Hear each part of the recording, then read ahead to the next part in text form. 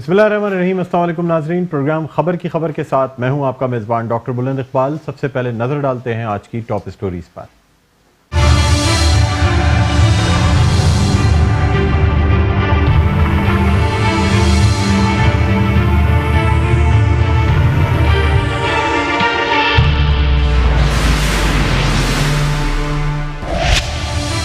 Sindh assembly का इजलास हंगामा आराई की नजर। स्पीकर आगा सिराज दुर्रानी और अपोजिशन लीडर फिरदौस शमीम नकवी के माबैन तल्ख जुमलों का तबादला। अपोजिशन का स्पीकर डाइस के सामने एहतजाज, नो करप्शन गो करप्शन के नारे। आपके घर से जो सोना निकला है उसे डिक्लेयर क्यों नहीं किया? फिरदौस शमीम नकवी के सवाल पर आगा सिराज दुर्रानी जज्बाती हो गए, बोले मुझ पर जाती हमले ना करें, मैं खानदानी हूँ, मेरे पास 100 साल पुराना सोना मौजूद है जो डिक्लेयर भी है। आपके अकाउंट में 1 तोला सोना नहीं होगा। अपोजिशन 2 धड़ों में तकसीम। मजलिस अमल के रुकन अब्दुल रशीद की अपोजिशन लीडर्स के खिलाफ तहरीक इस्तेहकाक ऐवान में पेश। तहरीक इंसाफ के अरकान ने अब्दुल रशीद का माइक छीन लिया, हाथापाई। पीपल्स पार्टी के अरकान ने मुदाखलत करके बचाया। स्पीकर ने तहरीक इस्तेहकाक मंजूर कर ली। कुंवर नवीद जमील कहते हैं सिंध के अवाम है हुकूमत की कारकर्दगी से परेशान। पब्लिक अकाउंट्स कमेटी विफाक में अपोजिशन के पास है तो सिंध में भी अपोजिशन को मिलनी चाहिए। गवर्नर सिंध इमरान इस्माइल ने सिंध असेंबली में हलचल मचाने की तैयारी कर ली। इमरान इस्माइल ने स्पीकर सिंध असेंबली को खत लिख दिया, खिताब की ख्वाहिश का इजहार। स्पीकर सिंध असेंबली ने खिताब की इजाजत दे दी। गवर्नर सिंध के खिताब की हतमी तारीख का फैसला कुछ दिन में किया जाएगा। तहरीक इंसाफ ने Karachi water and sewerage board का इंतजाम फौज के हवाले करने का मुतालबा कर दिया। कहते हैं वाटर बोर्ड के तमाम साबिक एमडीज के खिलाफ नैब तहकीकात करे। जब तक पीपल्स पार्टी से छुटकारा नहीं मिल जाता अवाम को हुकूक हासिल नहीं होंगे। पीपल्स पार्टी के रहनुमा मुकेश कुमार चावला की जाली डिग्री के खिलाफ दरख्वास्त। इलेक्शन कमीशन, तालीमी बोर्ड और दीगर फरीकैन सिंध हाई कोर्ट में पेश। फरीकैन ने जवाब जमा कराने के लिए मोहलत तलब कर ली। मुकेश कुमार चावला की तालीमी दस्तावेजात 3 अप्रैल को तलब। PSL 4 के कराची में होने वाले मैचेस पर करोड़ों रुपए के जुए का इंकशाफ। इंटरनेशनल जुआरी कराची पहुंच गए, बंगले किराए पर ले लिए, दर्जनों टेलीफोन लाइंस भी हासिल कर ली। आला पुलिस अफसरान और क्रिकेट के 62 अफराद की सरपरस्ती हासिल। मेट्रो 1 न्यूज ने जुआरियों की तस्वीर हासिल कर ली।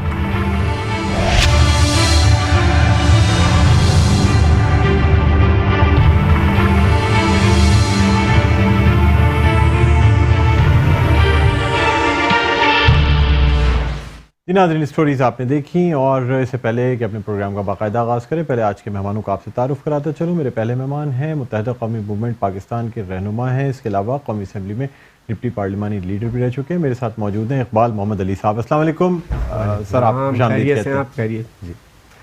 नाज़रीन, इसके अलावा हमारे साथ मौजूद हैं पाकिस्तान तहरीक इंसाफ के रहनुमा और NA 247 से यानी जो इलेक्ट हुए उम्मीदवार आरिफ अलवी की सीट पे वो हमारे साथ मौजूद हैं आफ्ताब सिद्दीकी साहब। अस्सलाम वालेकुम आफ्ताब साहब, आपको भी खुशामदीद कहते हैं। तो नाज़रीन, जैसा कि आपको अंदाज़ा होगा कि मेरे साथ अब मौजूद है मुत्तहिदा कौमी मूवमेंट पाकिस्तान और तहरीक इंसाफ के जो दोनों रहनुमा मौजूद हैं। तो आज ख़ास तौर पे कराची के हवाले से बात करने की कोशिश की जाएगी। कराची को जो जिन मसाइल का सामना है, इसके अलावा सिंध असेंबली में आजकल जो कुछ हो रहा है, जिस तरह अपोजिशन की जानिब से एहतजाज का सिलसिला जारी है, जिस तरह हंगामा आराई हो रही है और हर दूसरे दिन सिंध असेंबली का इजलास हंगामा आराई की नज़र हो जाता है, इजलास मुलतवी हो जाता है और अपोजिशन जो है वो कुछ पॉइंट्स पे तो मुत्तहिद है, लेकिन कहीं कहीं ऐसा भी होता है कि अपोजिशन के अपने ही धड़ों में जो है वो नाइत्तेफाकी पाई जाती है। फिर अगर बात की जाए पब्लिक अकाउंट्स कमेटी के चेयरमैनशिप की, तो वैसे तो हुकूमत से जो मुतालबे किए जा रहे हैं या जो एहतजाज किया जा रहा है उसमें बज़ाहिर मुत्तहिदा कौमी मूवमेंट पाकिस्तान और पाकिस्तान तहरीक इंसाफ इकट्ठे नज़र आते हैं, लेकिन आया अगर यानी पब्लिक अकाउंट्स कमेटी की चेयरमैनशिप अपोजिशन को दी जाती है तो क्या फिर हतमी नाम पे भी बहस होगी या आपस में कोई ना कोई मुतज़ाद बातें बाहर आएंगी? बहरहाल इन तमाम मौज़ूआत पे बात करेंगे। इकबाल भाई, सबसे पहले आपसे सवाल करना चाहूँगा, ये बताएं कि सर सिंध असेंबली में जो है ना कानून साजी के बजाय हंगामा आराई और आज तो मतलब हाथापाई तक की नौबत आ गई और मतलब अफसोस की बात यह सर अपोजिशन के रुकन ने यानी एक अपोजिशन की जानिब से उसी धड़े में शामिल एक शख्स अगर तहरीक इस्तेहकाक जमा कराता है तो उसका माइक छीन लिया जाता है, हाथापाई की नौबत आ जाती है। देखिए, आज बड़े अफसोस की बात ये कि सिंध असेंबली के अंदर जो हाथापाई ये चीज़ जो है ना, ये ठीक है, आप इख्तलाफ आता अपनी जगह पे, हमारा भी इख्तलाफ होता है असेंबली में बैठे में, जो भी बात है आप अपनी दलाइल से बात करें, वो सारी चीज़ें होती हैं। तहरीक इस्तिकाक पेश करना हर पार्लियामेंटेरियन का अपना वो है, उसका इस्तिकाक है वो। अगर उसके ऊपर ये तमाम चीज़ें की जाए, मैं ये समझता हूँ कि जिस तरीके से सिंध असम्बली का इजलास चल रहा है, क्योंकि इसके बारे में तो सारे रोज़ाना आप देखते रहते हैं कि मैं ये समझ फॉर्मेलिटीज़ पूरी की जाती हैं, क्योंकि आगा से मैं वही बता रहा हूँ, आगा से राज दुरानी साहब उसके ऊपर आए हुए हैं ताकि उनको प्रोडक्शन ऑर्डर मिल गया। तो सिर्फ वजह यही है कि आप इजलास में आए और ये थोड़ा बहुत ये हंगामा आराई हो जाए, इसके बाद इजलास को ख़त्म कर दिया जाए। और मैं ये सारी चीज़ें जो है ना, इस वक्त आप देखें अवाम जो है वो आपको देख रही है, जो अवाम ने आपको मुंतखब किया है कि अपने मसाइल के हल के लिए, उनके मसाइल की कोई बात नहीं हो रही। कोई एक भी ऐसी कोई बात बता दे कि ये सारी चीज़ें, जबकि हुकूमत जो है वो पीपल्स पार्टी की है और अवामी मसाइल का हल। देखिए मेयर साहब पावरलेस हैं, बिल्कुल हैं। जो वज़ीर बल्दियात हैं उनके पास पावर है। अभी कल असम्बली के अंदर, हमारी कौमी असम्बली के अंदर बिलावल भुट्टो साहब ने तकरीर की और 1600 अरब रुपए का उसका बात की। तो हम तो ये कहते हैं कि भाई बात ये है, 15,000 अरब रुपए का हम हिसाब मांगते हैं जो पिछले NFC अवार्डों में लेते रहे हो, खाते कराची को छोड़ दें, आप कोई काम किया नहीं। कोई सिंध का एक शहर, कोई एक हॉस्पिटल, कोई कुछ बता दे, कोई एक UC बता दे, लाड़काना में कह दिया कि 90 करोड़ रुपए का। तो ये तमाम चीज़ें जो हैं, जो अवाम की बातें हैं, आपके पास दवाइयाँ देख लें, आप हॉस्पिटल्स में चले जाएं, कोई आपको दवाई नहीं मिलेगी वहाँ पे। और एक कस्मा पुरसी का आलम होता है जो आपके जो इस जिन हॉस्पिटल है, सिविल है, ये तमाम चीज़ें जो हैं। तो ये तमाम इन चीज़ों के ऊपर बात करने के बजाय वहाँ पे बात हो रही है कि जी सोना 100 साल पुराना है कि सोना के अभी नया। मगर जिस तरीके से खोला गया था तो लग रहा तो ऐसा था कि बिल्कुल ताज़ा बना है। अच्छा आफ्ताब साहब, ये जो सिंध असेंबली में हाथापाई का एक यानी अब एक नई नया रुझान सामने आ रहा है कि जो है कौमी असेंबली की बात की जाए, लेकिन सर ज़्यादातर जो है ना वो पाकिस्तान तहरीक इंसाफ की जानिब से ही होता है। कभी मुराद सईद का नाम आता है, कभी किसी और रुकन का नाम आता है। तो सर क्या वजह है? क्या आप लोग पार्लियामेंट के जो आदाब व लिहाज हैं उनसे अभी तक वाकिफ़ नहीं हुए हैं, या क्यों सर ये वाला जो फैक्टर है ना सर, असेंबली में हाथापाई या तल्ख कलामी, ये क्यों बहुत ज़्यादा होता जा रहा है? अच्छा डॉक्टर साहब, नेशनल असेंबली का तो आप लोग कहते हैं कि ट्रेजरी बेंचेस की जिम्मेदारी है कोरम को पूरा करना और असेंबली का इजलास चलाना। क्या सिंध असेंबली में भी हमारी जिम्मेदारी है? ऐसा नहीं है। यहाँ ट्रेजरी बेंचेस में पाकिस्तान पीपल्स पार्टी बैठी है। आज का जो वाक़या है वो बड़ा अफसोसनाक है। और अगर अपोजिशन में जो पार्टी शामिल है तो अपोजिशन का एक इजलास होता है सिंध असेंबली के इजलास से पहले, वहाँ तय किया जाता है आज किसने बोलना है, कौन सी तारीख लानी है, कौन सा बिल लाना है। उस चीज़ से हट के अगर कोई हमारा मेंबर अगर है अपोजिशन में शामिल है, एक पार्टी का एक मेंबर वाइफ जिसको हमने एकोमोडेट किया हुआ था, अब अगर वो अपोजिशन के साथ मिलकर नहीं चल रहा है तो आप जाके ट्रेजरी बेंचेस पे बैठ जाइए, वहाँ से आप जो मर्जी करना चाहें कर लीजिए। तो ये तो हम बहुत ओपनली कह रहे हैं कि। और फिर दूसरा देखें कि हमने कहा था कि जिस वक्त पाकिस्तान तहरीक इंसाफ सिंध में जीती थी, अपोजिशन का रोल प्ले करना शुरू किया और MKM के साथ मिल के हमने बहुत क्लियरली कहा था कि अब सिंध हुकूमत के लिए करप्शन करना आसान नहीं होगी। और हमने हमारे MPs ने जो कराची से मुंतखब हुए हैं वो इंटीरियर सिंध जा रहे हैं, एक एक जगह सांगर, आपको लाड़काना हो, मुख्तलिफ जगहों पे ठट्टा, बदीन, हैदराबाद, और वहाँ जाके उन्होंने हाईलाइट्स की हैं चीज़ें जो इससे पहले कभी नहीं हुई, क्योंकि वहाँ तक मीडिया पहुँच नहीं पाता था। हम मीडिया को लेके गए, हमने बताया वहाँ हेल्थ की क्या सूरत हाल है, एजुकेशन की क्या सूरत हाल है, पानी की क्या है। ये तो इंटीरियर सिंध के हवाले से होगी। मैं आज भी हम वाटर बोर्ड के MD के पास गए थे, मैं और मेरा प्रेसिडेंट जो है कराची का खुर्रम शेख ज़मान, मेरे MPs गए थे, MNA असलम खान भी आए हुए थे। हमारा यही वहाँ पे जाके बातचीत हुई कि कराची को पसमानदा तरीन इलाकों में अभी शुमार होने लगा है। हम सर अभी क्या समझते हैं, क्या Karachi water and sewerage board का इंतजाम को फौज के हवाले देने की क्यों बात की जा रही है? ये खुर्रम शेख ज़मान साहब का पर्सनल ओपिनियन है, पार्टी पॉलिसी। तो सर क्या आप मेरा ये ख्याल है कि मौजूदा MD हैं उससे मुतमईन नहीं है? नहीं, असदुल्ला एक बेहतरीन इंजीनियर हैं, एमडी हैं, अच्छे हैं, मगर उनके पास रिसोर्सेज नहीं है। और देखिए Karachi water and sewerage board जो है 2 करोड़ 30 लाख की आबादी के लिए एक वाटर सीवरेज बोर्ड जो है उसकी जो रेवेन्यू है 75 करोड़ का रेवेन्यू है। उस 75 करोड़ में कराची को कितना वो इंफ्रास्ट्रक्चर दे सकता है, चाहे वो सीवरेज के हवाले से हो, चाहे पानी के हवाले से हो। और आपको मालूम है कि अल्हम्दुलिल्लाह कि लीडरशिप अच्छी आई है तो बारान रहमत भी हुए है, पूरे पाकिस्तान में बारिशें हुई हैं और हमारा हब। अच्छा आफ्ताब साहब, हम ये कहते हैं कि हम असदुल्ला साहब को भी लाइन पर ले लेते हैं ताकि वो लाइन पर मौजूद रहें, हम उनसे भी गुफ्तगू करेंगे ताकि वो आपकी बातें भी सुन लें। असदुल्ला साहब को भी लाइन पे ले लीजिएगा, वो सिर्फ लाइन पे रहेंगे ताकि हमारी गुफ्तगू सुन लें। तो आज हमारी बड़ी उनसे, वो पॉजिटिव आदमी है मगर उनके पास रिसोर्स अवेलेबल नहीं है। रिसोर्सेज नहीं होंगे वो भी कुछ नहीं करेगा, किसी को भी बाहर से लाके बैठा दे कोई भी कुछ नहीं कर सकता। मेरा ये ख्याल है कि अब Karachi water and sewerage board को रीस्ट्रक्चरिंग होनी चाहिए, रिफॉर्म आना चाहिए इसमें।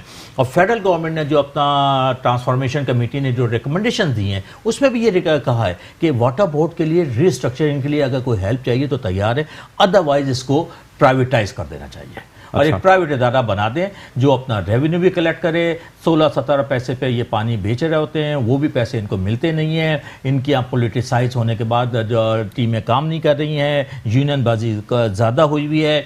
और पूरा कराची आप खुद गवाह हैं, आपने खुद जाके ओल्ड सिटी में प्रोग्राम किया है, वहाँ की सूरत हाल वही अबतर हुई भी है। लोग कंटेमिनेटेड पानी पी रहे हैं, चाहे वो क्लिफ्टन ब्लॉक 2 हो जो बिलावल हाउस के सामने है या ओल्ड सिटी हो, कहीं पे भी है। इश्यूज़ तो वैसे ही हैं और ये रिजॉल्व नहीं हो रहे। और ये एक 11 साल के तगदौर के बाद कराची को इस स्टेज पे लाया गया है। प्लान ये किया गया है कराची के साथ, कराची को उस जगह ले जाएं जहाँ पे कराची का पुरसान हाल ना हो, क्योंकि कराची में इनका स्टेक नहीं है, पाकिस्तान पीपल्स पार्टी का स्टेक नहीं है। 2, 2.5, 3 पे सीटें होती हैं, वो भी उनकी जो लियारी की सीट थी वो भी चली गई है।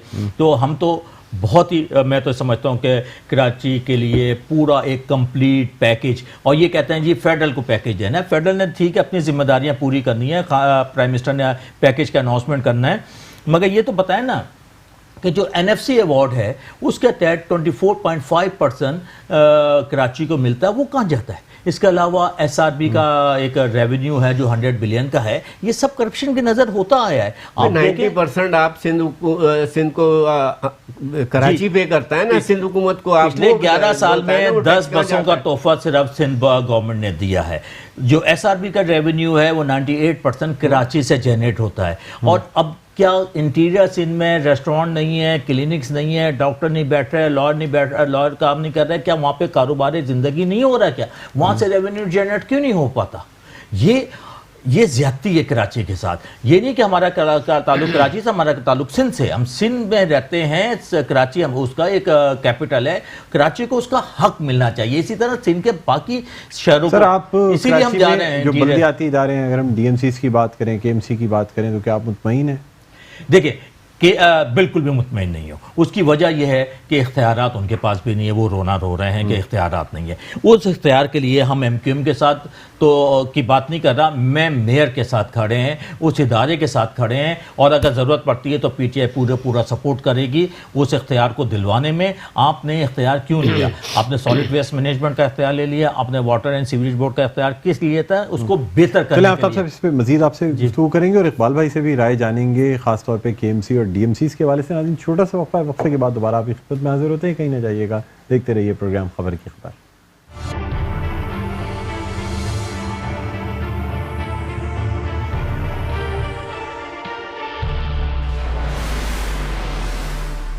जी नाज़रीन, वेलकम बैक। आप देख रहे हैं प्रोग्राम खबर की खबर। मैं हूं आपका मेज़बान डॉक्टर बुलंद इकबाल। मेरे साथ मौजूद हैं मुत्तहिदा कौमी मूवमेंट पाकिस्तान के रहनुमा इकबाल मोहम्मद अली साहब, और मेरे साथ मौजूद हैं पाकिस्तान तहरीक इंसाफ के रहनुमा आफ्ताब सिद्दीकी साहब।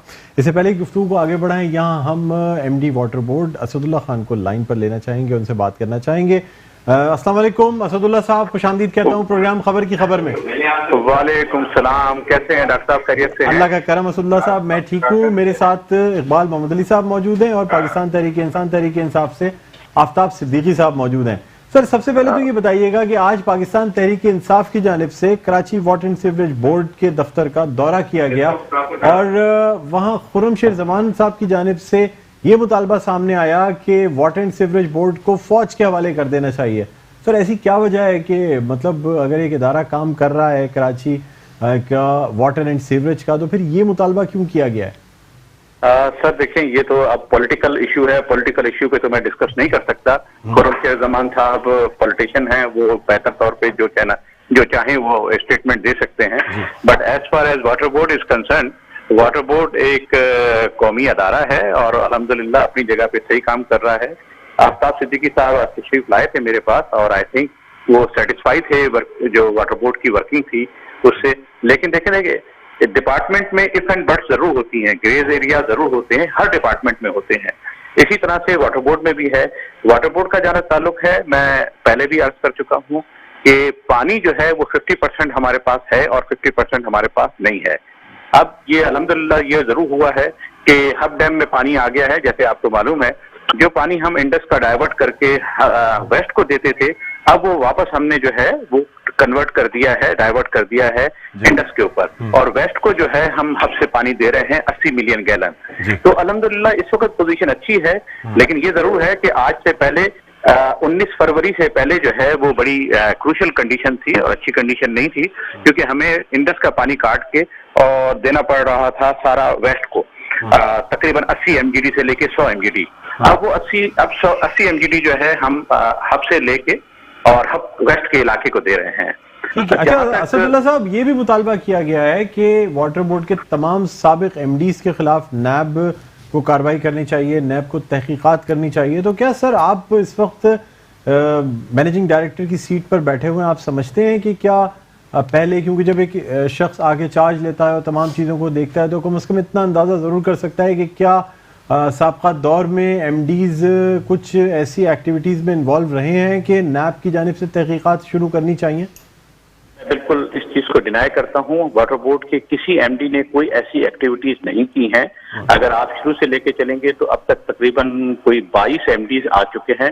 1983 से लेके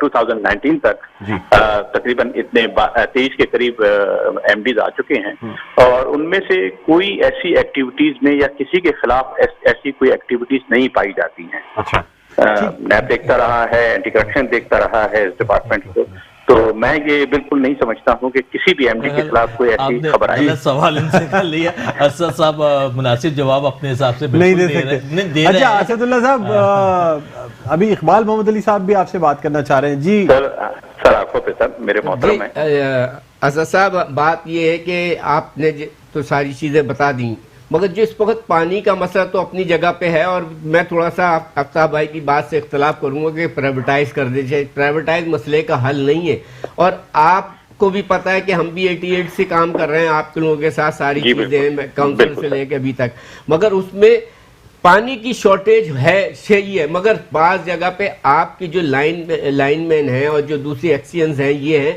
अगर वो सही तवज्जो से वो कर सकते हैं, क्योंकि सारी चीज़ ये है ऑपरेशन का मसला है। जब तक के ऑपरेशन सही नहीं होगा, मैं समझता हूँ कि उस वक्त तक आपका निज़ाम जो है, और इस पर हमने बैठ के पहले भी बात की है, मगर आपके बात से जो MD सेवरेज हैं आपके, खुदारा उनको थोड़ा सा आप वो करें, क्योंकि सेवरेज का वो बुरा हाल है कि मैं तो लांडी कोरंगी मेरा एरिया, अगर मैं तो लेके जाऊंगा आपको, मेरी मीटिंग करने वाला हूं मैं आपसे एक, और ताकि वहां पे जाके तो ऐसी हालत हो गई है कि आप रोड पे चलना तो छोड़ दें, लोग वहां पे स्कूल और कॉलेजेस और जो मस्जिदें हैं लोग वहां पे नहीं जा सकते। तो उनको थोड़ा सा इस चीज के ऊपर लेके आए कि ताकि मेरे हल्के में एक UC 30 है, आप जाके देख ले कोरंगी के अंदर, अगर आप वहां से पैदल चल के दिखा दें या गाड़ी में जाके दिखा दें, तो उसके ऊपर हमने बाकायदा उनसे मेरी मीटिंग हुई है, आपके जो एक्सियन है वहां पे, उनको सारी चीजें कहले हमने इसका वो बनाया हुआ है।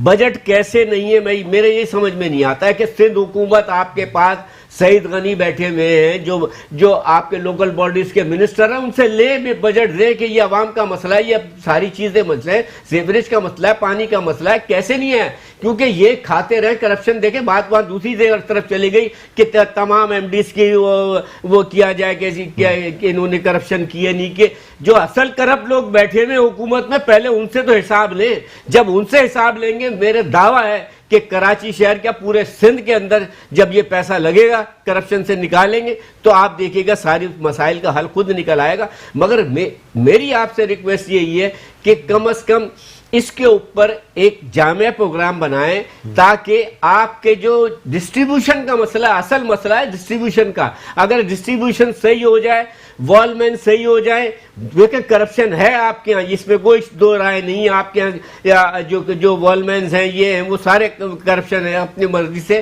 क्योंकि मुझे भी पता है कि कहाँ कहाँ कौन कौन क्या। जी असदुल्ला साहब क्या कहते हैं इस हवाले से? सर मेरे दोनों सीनियर बैठे हुए हैं। सबसे पहले मैं इकबाल साहब का जो ये आंसर है मैं उससे एग्री करता हूं, और क्योंकि मैं आइन का इतना स्टूडेंट नहीं हूं और आइन को मैं इतना नहीं पढ़ता हूं, लेकिन मुझे ये मालूम है कि आइन के अंदर ये लिखा हुआ है कि पानी प्रोवाइड करना स्टेट की जिम्मेदारी है। और अगर आप यकीन कीजिए इसको, अगर आप, मैं प्राइवेटाइज के खिलाफ नहीं हूँ, मैं खुद क्योंकि फॉरेन जाता रहता हूँ और फॉरेन मीटिंग्स मैंने अटेंड की हैं, वाटर के ऊपर मैंने बहुत सारे सेमिनार अटेंड किए हैं। दुनिया भर में पानी जो है वो प्राइवेट सेक्टर चलाते हैं, लेकिन क्योंकि हम एक गरीब मुल्क हैं, हमारा वो पोजीशन नहीं है हमारी, अगर हमने इसको प्राइवेटाइज कर दिया तो पानी जो है वो गरीब आदमी की रीच से बाहर निकल जाएगा। बिल्कुल सही। मैं ये बिल्कुल नंबर वन, मैं वन बाय वन क्विक कोशिश करूंगा कि मैं सारे सवालों के जवाब दे सकूं मैं। नंबर टू ये है कि जहां तक करप्शन का ताल्लुक बताया इकबाल साहब के साथ, माजरत के साथ, इंतहाई माजरत के साथ, कि ये आपके इल्म में है कि एक बहुत बड़ा टाइम जो है वो वाटर बोर्ड एमक्यूएम के पास भी रहा है, ठीक है, और एमक्यूएम की सुपरविजन में भी रहा है, बहुत अच्छा ये एमक्यूएम की सुपरविजन में रहा है, वो मेयर की सूरत में भी रहा है और सिटी नाज़िम की सूरत में भी रहा है।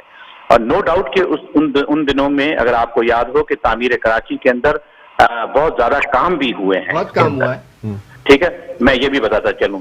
तो अगर आप करप्शन की बात कर रहे हैं, देखिए मैं करप्शन को प्रमोट नहीं करूंगा, मैं करप्शन की वकालत नहीं करूंगा, लेकिन ये जरूर है कि वाटर बोर्ड के अंदर काली भेड़े भी हैं, अच्छे लोग भी हैं।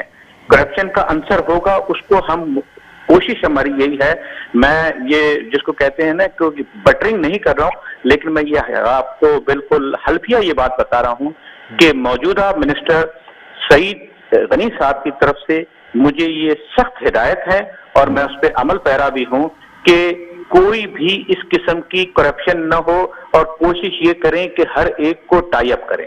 अब आया थर्ड, मैं इकबाल साहब की थर्ड बात को आखिरी, हमारा जो इन्वॉल्वमेंट का है उसमें निचले लेवल के ऊपर जरूर ये है कि इसका पानी वहां डाइवर्ट कर दिया, उसका वहां कर दिया। मैं यही कह रहा हूं आपसे। बिल्कुल बिल्कुल, मैं सर आप ही की बात को सेकंड कर रहा हूं सर, आप ही की बात को मैं सेकंड करूंगा सर, कि इसके अंदर क्योंकि पानी की वेलोसिटी जो है, आपके साथ इंजीनियर बैठे हुए हैं, आफ्ताब सिद्दीकी साहब, पानी की वेलोसिटी जो है वो होती है 3 फीट पर सेकंड के हिसाब से। बिल्कुल सही। और इलेक्ट्रिक की जो स्पीड है वो आप सब साइंस के स्टूडेंट रहे होंगे, वो है 1,86,00,000 मील पर सेकंड की स्पीड से। इलेक्ट्रिक तो बहुत तेजी से दौड़ती है, लेकिन पानी को जब भी हम डाइवर्ट करते हैं एक जगह से दूसरी जगह, देखिए पानी है कम, जैसे कि अच्छा मुझसे ज्यादा इकबाल साहब और आफ्ताब साहब आजकल इसको बहुत ज्यादा रिसर्च कर रहे हैं और इन्वॉल्व हैं इसके अंदर, कि पानी की जो रिक्वायरमेंट है जो कराची की, वो more than 1000 million gallon per day है। बिल्कुल। अवेलेबल पानी जो है वो 50% है, उसी को हमने मैनेज करना होता है। ये तो पहले तो कम था, लेकिन ये अल्लाह का लाख लाख शुक्र है कि सर्दियों में बारिश हुई हब डैम के एरिया में और हब डैम के अंदर पानी आ गया, जो 2 साल के लिए अवेलेबल है इस वक्त ये पानी हमारे पास। मैं थोड़ा सा इंटरव्यू करूंगा आपको प्लीज। असदुल्ला साहब बड़े जबरदस्त हमारे इंजीनियर भी हैं, नेक शरीफ इंसान हैं, और एक अच्छी बात है कि एक इंजीनियर एमडी वाटर बोर्ड हो गए हैं। मेरी इनके साथ अक्सर बेशतर मीटिंग्स होती हैं। मैं ये समझता हूँ कि वाटर बोर्ड को जो रिसोर्सेज की रिक्वायरमेंट है वो असदुल्ला साहब की जिम्मेदारी नहीं है, ये डिमांड जरूर कर सकते हैं, इसको प्रोवाइड करना है सिंध गवर्नमेंट ने, और इस वक्त जो इनका अपना रेवेन्यू है, तो असद जरा मुझे आप करेक्ट कीजिएगा, अगर 75 करोड़ के करीब अगर मेरा जो नंबर है 700 मिलियन पर मंथ सर। कितना? 700 मिलियन पर मंथ इस वक्त रिकवरी है सर। जी वही मैं कह रहा हूँ, 75 करोड़ का था कि 70 करोड़। अब आप बताइए डॉक्टर बुलंद इकबाल साहब, 70 करोड़ में ये कराची शहर कैसे चल सकता है जिसकी आबादी 2 करोड़ 30 लाख मिनिमम, और इसके अलावा 255 254 एसयूसीज हैं। वहाँ पानी का तो एक अलग, आज भी मैंने इनसे पानी पे बात नहीं की। मैंने इनसे कहा कि ठीक है, जो आपको पानी मिल रहा है आप उसी में डिस्ट्रीब्यूशन करेंगे, मगर डिस्ट्रीब्यूशन इंसाफ से होनी चाहिए। वो नहीं होनी चाहिए जो कल हमारे MNA असलम खान ने वहाँ पे निकाला है गुलबर्ग के इलाके में, कि वो चोरी की वो बोरिंग की हुई थी मुख्तलिफ। इशू सबसे बड़ा ये है कि जो सीवरेज का इशू है, और दूसरा ये कि ये इदारा पोलिटिसाइज है, और पोलिटिसाइज होने के बाद जो हेल्थ वर्कर हैं वो आते ही नहीं है, घोस्ट वर्कर हैं। वो असदुल्ला साहब के लिए बड़ा चैलेंज है। दूसरा बड़ा चैलेंज ये है, जो मेरी भी और मेरे ख्याल MQM की भी ये ख्वाहिश होगी, हम सब के जो कराची के स्टेक होल्डर हैं, कि इस डिपार्टमेंट को मैक्सिमम रिसोर्सेज प्रोवाइड किए जाएं। हमारे MPs भी, मैं फिरदौस शमीम साहब से भी बात करूंगा कि इस डिपार्टमेंट को क्यों नहीं, हमारा जो बल्दियाती मिनिस्टर है वो रिसोर्सेज प्रोवाइड करते हैं। 70 करोड़ रुपए में क्या ये शहर चलेगा? असदुल्ला साहब आप प्लीज बताइएगा कि आपकी एक सवाल ऐड कर दूं असदुल्ला साहब भाई। एक देखिए, एक हमारे कंटोनमेंट एरिया है, किल्फटन कंटोनमेंट है, कराची कंटोनमेंट है, शाह फैसल कंटोनमेंट है, और दूसरे कंटोनमेंट्स हैं, फिर रेलवेज हैं। तो ये सबसे बड़ा जो ये है ना कि इनसे रेवेन्यू आप क्यों नहीं उस तरीके से लेते कि वहां पे तो बड़े बड़े बंगले बने हुए, बड़ी बड़ी वो थोड़ा सुने, तो ये सारी चीजें जब तक वो नहीं होगा, डिस्ट्रीब्यूशन जो है बड़ा इलाका मेरे पास भी है। कैंटोनमेंट में तो हम रो रहे हैं, पानी नहीं आ रहा। मेरे घर को पिछले 2 साल से पानी नहीं है, क्योंकि पानी के जो 1100 MGD वाटर चाहिए था, जो 380 मिलता था, हबडेन के बाद ये 480 या 500 हो जाएगा। हमारा तो रेवेन्यू तो उसको देंगे, हम तो रेवेन्यू कुछ एरिया में सारे कंटोनमेंट में नहीं है। मुझे बता दीजिएगा कि जो RO प्लांट्स लगाए गए जो दूर दराज के इलाकों में Karachi water and sewerage board ने लगाए, और जो ट्रीटमेंट प्लांट की भी बात की गई थी, और आपका कहना यह था कि हम जनवरी के एंड तक ट्रीटमेंट प्लांट्स को सही कर लेंगे, उस पर कोई काम किया गया है सर? सर मैं क्योंकि मैं नोट करता जा रहा हूं और मैं कोशिश कर रहा हूं कि मैं सुन भी सकूं, थोड़ा सा आवाज जो है वाइब्रेट कर रही है। इसके अंदर एक चीज और सर इसमें ऐड कर लीजिए कि 700 तो मिलियन जो है, जो 70 करोड़ आप फिगर बता रहे हैं, 70 करोड़ बनती है, वो तो है वाटर बोर्ड की अपनी रिकवरी है। इसमें 500 मिलियन वो भी ऐड कर दीजिए जो गवर्नमेंट ऑफ सिंध, जो कि वाटर बोर्ड को देने थे, जो गवर्नमेंट ऑफ सिंध जो है वो के इलेक्ट्रिक को पे करती है रिगार्डिंग 5 मेन पंपिंग स्टेशन, जिसमें दाबीजी, गारो, पिपरी, एनीके आता है, और 156 पंपिंग स्टेशन जो सिटी के हैं, जिसको सेकेंडरी पंपिंग स्टेशन कहते हैं।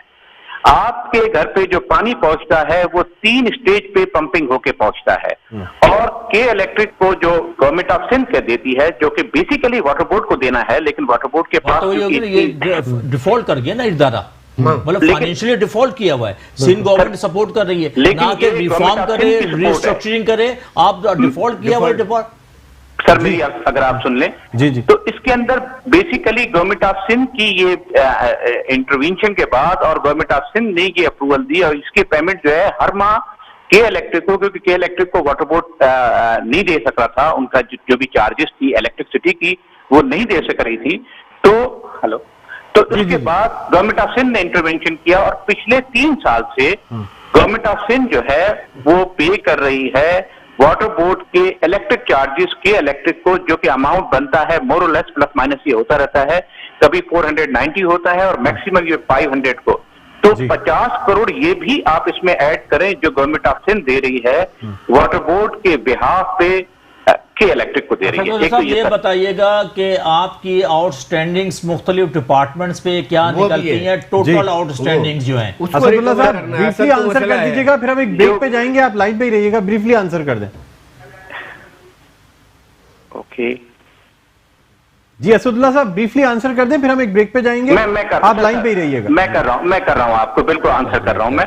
इसके अंदर जो हमारे इस वक्त जो आउटस्टैंडिंग ड्यूज हैं वो अबाउट 25 बिलियन रुपीज हैं, जो मुख्तलिफ गवर्नमेंट सेक्टर के ऊपर जो हमारे आउटस्टैंडिंग ड्यूज हैं। आप ये बताइए कि अगर 25 अरब रुपए Karachi water and sewage board को मिल जाए तो रिफॉर्म नहीं हो सकता? बिल्कुल रिस्ट्रक्चरिंग हो सकती है। अच्छा ये जो अच्छा असदुल्ला साहब, इस पे हम आपसे मजीद भी ये पूछेंगे कि कौन कौन से इदारे ऐसे मेजर इदारे हैं जिनकी के ड्यूज या जिनके आउटस्टैंडिंग्स जो है वो मौजूद हैं Karachi water and sewerage board पे। छोटा सा वक्फा है, वक्फे के बाद दोबारा आपकी खिदमत में हाजिर रहिए, प्रोग्राम खबर की खबर।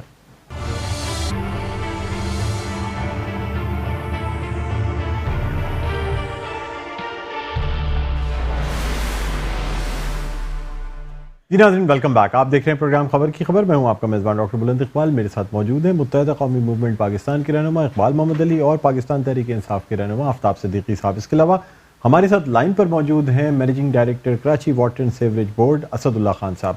जी असदुल्ला साहब, आप मेरी आवाज़ सुन सकते हैं? सर मैं आवाज सुन रहा हूँ आपकी, बिल्कुल सर। अच्छा असदुल्ला साहब, अब ये बताइएगा कि कौन से वो मेजर इदारे हैं जिनके ड्यूज हैं, जिनको ये अदायगियां जो हैं जिनकी वाजिब हैं, जिनको आप Karachi water and sewerage board के पैसे देने हैं? सर देखिए, ये सर्कुलर डेप्थ होते हैं, गवर्नमेंट के सारे डिपार्टमेंट में ये सर्कुलर डेप्थ कहलाते हैं। और मैं समझता हूँ कि डिप्टी इकबाल साहब भी इस बात को समझते हैं कि ये सर्कुलर डेप्थ होते हैं। मैं, जैसे आपने वक्फे से पहले मुझसे पूछा था कि अदारे कौन से हैं, तो क्योंकि इस वक्त लिस्ट मेरे सामने अवेलेबल नहीं है, आप जब कहेंगे मैं दोबारा आपके यहाँ हाजिर होके और वो लिस्ट आपके सामने पेश कर दूंगा, लेकिन क्योंकि इस वक्त मेरे पास लिस्ट अवेलेबल नहीं है तो मैं इसका आंसर प्रॉपर नहीं दे सकूंगा, तो गलती की गुंजाइश नहीं होती है। असल जो सर्कुलर डेट्स की आप बात कर रहे हैं तो इसका मतलब आपने भी किसी को देना होगा ना? नहीं सर, देखिए आप तो नहीं दे रहे, आपको तो पानी आप प्रोवाइड कर रहे हैं, आपने बिजली आपकी सेंट्रल गवर्नमेंट दे रही है, तो आपको तो किसी को नहीं देना, तो ये सर्कुलर डेट में नहीं आता, ये टोटल आपका अपना डेट है। जी सर, ऐसा है कि क्योंकि नहीं, तो इसमें कुछ पैसे ऐसे हैं जो आउटस्टैंडिंग हैं, जो मैंने जैसे आपको बताया कि 2016 की जनवरी से के इलेक्ट्रिक के पेमेंट हमने शुरू की है, उससे पहले की जो पेमेंट है वो उनकी अभी तक हम पे ड्यूज है, वो अभी तक क्लियर नहीं हुई है, तो वो भी जी वो अभी फाइनल नहीं हुई है हमारी उनके साथ। अच्छा, और के इलेक्ट्रिक को भी आपके पैसे देने हैं पानी की मद में? देखिए पानी की जो चार्जेस हैं वो आपको मालूम है कि वो बहुत कम होती हैं इन कंपेयर टू इलेक्ट्रिक की बहुत ज्यादा हैवी चार्जेस होती हैं। आपके घर का बिल भी आपने देखा होगा कि वो पानी का बिल जो है वो कम आता है, बिजली का बिल बहुत ज्यादा आता है। अगर आप अच्छा असदुल्ला साहब, आप कुछ वो इन आरओ प्लांट्स का बता दीजिएगा जो कराची में लगाए गए और एक खतीर रकम से एक ही कंपनी को एक कॉन्ट्रैक्ट अवार्ड करके बगैर कंपटीशन के आरओ प्लांट्स लगाए गए, ट्रीटमेंट प्लांट्स का ठेका दिया गया। सर क्या स्टेज है? आप पहले भी मेरे प्रोग्राम में आके आपने कुछ एक्सप्लेन किया था, तो अब इस वक्त क्या सिचुएशन है? सर सिचुएशन इस वक्त ये है कि जो 18 आरओ प्लांट थे उनमें से 16 जो हैं वो एक्टिव करने की हम पोजीशन पे आ गए हैं। फिर मैं ये अर्ज करूं कि सर अभी चल तो कोई भी नहीं रहा है ना इस वक्त एज ऑफ टुडे? मैं इसका आंसर कर रहा हूं, प्लीज मुझे अगर थोड़ा सा एक लम्हा दे दें जी। तो क्योंकि इनकी चार्जेस जो थे, जो रनिंग एंड मेंटेनेंस की चार्जेस थे, वो गवर्नमेंट ऑफ सिंध के पास से पैसे रिलीज नहीं हुए थे, थोड़ा डिले हो गया था। अब रिसेंटली वो आ गए हैं, तो लेबर की पेमेंट जो है वो हमने कर दी है उनकी, प्लस उनके जो के इलेक्ट्रिक की चार्जेस थे उसका जो चेक है वो कल के इलेक्ट्रिक को मिल जाएगा। आफ्टर दैट जो इसके सामान जितना भी हमने मंगाना है, क्योंकि हमें कोर्ट ने ये ऑर्डर दिया है कि जून 2019 तक जिस कंपनी ने ये लगाए थे उनसे ही ये चलवाए जाएं, ये कोर्ट के ऑर्डर हैं। अगर आप कहेंगे तो मैं इसकी कॉपी आपको आपकी नजर कर दूंगा, आप उसको देख लीजिएगा। तो हमने जून 2019 तक उसमें लिखा है विदाउट एनी प्रॉफिट, इसी कंपनी से चलवाए जाएं जून 2019 तक। तो वो जो उसकी रिलीज थी, तकरीबन मुझे जो इस वक्त फिगर याद है 247 मिलियन जो है वो गवर्नमेंट ने रिलीज कर दिए हैं, वाटर बोर्ड के अकाउंट में आ गए हैं। हमारे जो प्रोजेक्ट डायरेक्टर हैं वो उस पर काम कर रहे हैं। उसमें एक पीएमटी का बहुत बड़ा मसला था जो मैंने के इलेक्ट्रिक से दरखास्त की, तो उन्होंने कहा कि जी पीएमटी हम आपको विद इन अ वीक जो है लगा के दे देंगे, उसकी भी हमने पेमेंट उनको करनी है। फंड अवेलेबल है, गवर्नमेंट ऑफ सिंध ने फंड रिलीज कर दिए हैं सर। ये कितनी कैपेसिटी है जो आरओ प्लांट्स हैं असदुल्ला साहब, जो 18 और आरओ प्लांट्स जो लगवाए गए थे? जी मैं उन्हीं का जिक्र कर रहा हूं। उसमें से क्योंकि दो ऐसे हैं जिसके अंदर जो है ज़ाहिर जमीन पानी जो है वो उसका टीडीएस बहुत ज्यादा हाई है, तो मैं ये आपको फॉर्मली कह सकता हूं कि नेक्स्ट 15 डेज में रिमेनिंग जो 16 आरओ प्लांट्स हैं वो रनिंग पोजीशन में इंशाल्लाह। कैपेसिटी क्या है उनका? खारे पानी को मीठा करने की क्या कैपेसिटी है? कितने मिलियन गैलन या कितने गैलन पर डे? मैं अर्ज करता हूं। इसमें देखिए मुख्तलिफ है, 50,000 गैलन से लेके 1 लाख गैलन तक, मतलब 50,000 से लेके और 1 लाख गैलन तक की है, मुख्तलिफ है। अच्छा ठीक है, तो अच्छा ये भी बता दीजिएगा ट्रीटमेंट प्लांट के जो पुरज़ात थे, जो चीजें थी जिनकी वजह से जिन पे पेमेंट भी कर दी गई है पाक ओएसिस कंपनी को, वो अब क्या ट्रीटमेंट प्लांट वर्किंग ऑर्डर में आ गया है या वो भी अभी वर्किंग ऑर्डर में नहीं आया? जी सर, उसका आंसर ये है कि देखें ये प्लांट थे, एक TP1 और एक TP3। TP1 जो है उसका सिविल स्ट्रक्चर तैयार हो गया है, मशीनरी उसकी आ चुकी है। TP3 के 2 पार्ट थे, एक पार्ट उसका था जो पुराना था उसको रिवाइवल करना था 77 मिलियन गैलन का, वो 77 मिलियन गैलन का रिवाइवल हो गया था, जिसको साबका चीफ जस्टिस ऑफ पाकिस्तान ने आके इफ्तिताह भी किया था और आपके इल्म में है, ये न्यूज में भी आ चुका है। वो उसका इफ्तिताह हो चुका है और मेरे ख्याल में शायद मुझे जहां तक याद है दिसंबर में ये हुआ था, नवंबर या दिसंबर में हुआ था। तो वो 77 मिलियन गैलन का जो प्लांट है वो इस वक्त ऑपरेटिव है। रिमेनिंग जो है उस पर भी वर्क हो रहा है और TP1 की जो है सिविल स्ट्रक्चर तैयार हो चुका है। ये दोनों जो है जो हमने टाइमलाइन दी हुई है ऑनरेबल वाटर कमीशन में जो हमने दी थी, वो दी थी दिसंबर 2019 में हमारे 100 मिलियन गैलन TP1 पे ट्रीट हो जाएगा और 180 मिलियन TP3 पे हो जाएगा। तो ऑल टुगेदर 280 मिलियन ट्रीट हो असदुल्ला साहब, सिर्फ एक छोटा सा सवाल कि इस वक्त आप कितना सीवरेज वाटर ट्रीट कर रहे हैं? आपको 450-500 MGD मिल रहा है कराची शहर को, उसमें से कितना ट्रीट हो रहा है? सर उसका जो 500 मिलियन गैलन अगर हम राउंड फिगर लेते हैं तो उसका 70% जो थंब रूल है वो ये है कि 70% सीवरेज बनता है जी। तो प्रेजेंटली जो हम कर रहे हैं, नो डाउट मैं ये बिल्कुल ये ऑफिशियली फिगर दे रहा हूं आपको कि हम फुल कैपेसिटी पे नहीं है। प्रेजेंटली हम 77 मिलियन गैलन कर रहे हैं और बाकी जो पानी है वो फिर अनट्रीटेड जा रहा है। दिसंबर 2019 में 280 की फुल कैपेसिटी पे हम आ जाएंगे इंशाल्लाह। तो सर अगर ये तीनों ट्रीटमेंट प्लांट अगर ओके हो भी जाए 22% ट्रीट कर तो कितने मतलब क्या कैपेसिटी होगी आपके ट्रीटमेंट प्लांट्स की ये जो सीवरेज है इसको ट्रीट करने की? ये आप मुझसे दिसंबर 2019 की बात कर रहे हैं? जी सर। हाँ, मैंने बताया कि मैंने अर्ज किया कि TP1 जो हारूनाबाद का हमारा कहलाता है उसकी कैपेसिटी फुल हो जाएगी 100 और TP3 जिसको Mauripur treatment plant Mauripur truck stand के पीछे जो है हक्सबॉक्सवे रोड पे वो हो जाएगी 180। तो 180 और 100 तो दोनों मिला के 280 हो जाएगी। इसके अलावा जो एक हमारा और प्रोजेक्ट है जिसको हम ये है, इसको कहते हैं हम लियारी बेसन। सेकंड जो है हमारा वो है मलीर बेसन। मलीर बेसन के टेंडर कॉल हो चुके हैं। जो कॉन्ट्रैक्टर्स हैं उन वो लोएस्ट एंड हाईएस्ट जो होता है कि जो कौन इनमें लोएस्ट है और कौन हाईएस्ट है उसकी एवेल्यूएशन हो रही है। जिस तरह से लियारी नदी के अंदर कंडूट पड़ी है इसी तरह से मलीर नदी के अंदर पड़ेगी और उसके बाद पाकिस्तान रिफाइनरी के पास के पीछे हमारे पास जमीन अवेलेबल है, वहां पे ट्रीटमेंट प्लांट के टेंडर्स जो हैं वो हमने कॉल किए हुए हैं और उस वहां पे हमारा ट्रीटमेंट प्लांट बनेगा। इसलिए टोटल एक सवाल मेरा ये है, देखिए एक तो पंपिंग स्टेशन से आपकी पंपिंग हो रही है, जो कंड्यूट का जो है वो जो मसला आता है जो वहां पे शॉर्टफॉल आता है तो उसके लिए कोई ना कोई ऐसी चीज होनी चाहिए। और दूसरी चीज ये है कि आपके बिलिंग का मसला जो है, मेरा ख्याल है बिलिंग आपको पूरी सही तरीके से नहीं हो पाती है, कलेक्ट नहीं हो रही, इसके लिए कोई एक लाएमल बनाया जाए जिस तरह के। असदुल्ला साहब मुख्तसर बता दीजिएगा, प्रोग्राम का वक्त जो है ना वो अब खत्म हुआ चाहता है।